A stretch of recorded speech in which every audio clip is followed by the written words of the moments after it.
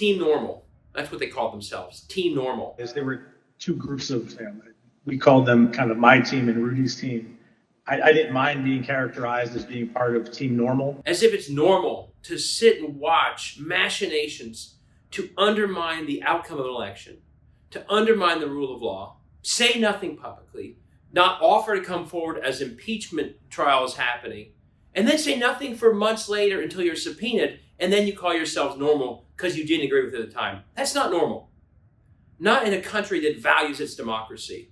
Here's the team I'm looking for. Well, several options, actually. I'm looking for Team Rule of Law. Team Rule of Law, when they see the rule of law attack whatever the party they're in, they speak out. They try and stop the attack as it's happening, not later after it's lost. How about Team Democracy? When they see a legitimate election try to be overturned, Team Democracy speaks out right away.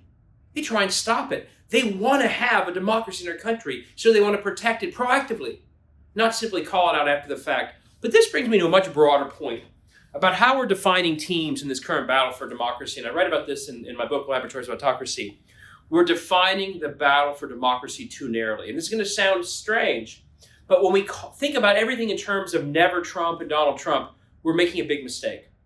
As much as he needs to be held accountable for his attack on democracy. And that's because the attack on democracy, the most recent iteration, began before he ever ran for president or thought about it.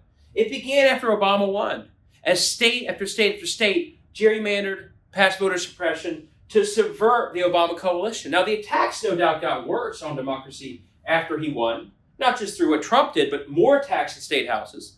And they've continued since. But the point is, the attacks on democracy preceded Trump.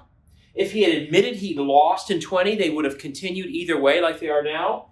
And if he goes to jail for January 6th or when he leaves the scene, they're going to continue after he's gone. It's much deeper and bigger than Donald Trump, and we have to see it that way. Otherwise, we have what happened in 20, which is people show up to a poll and they vote for Joe Biden, and then they vote Republican the rest of the way, and those Republicans keep attacking democracy.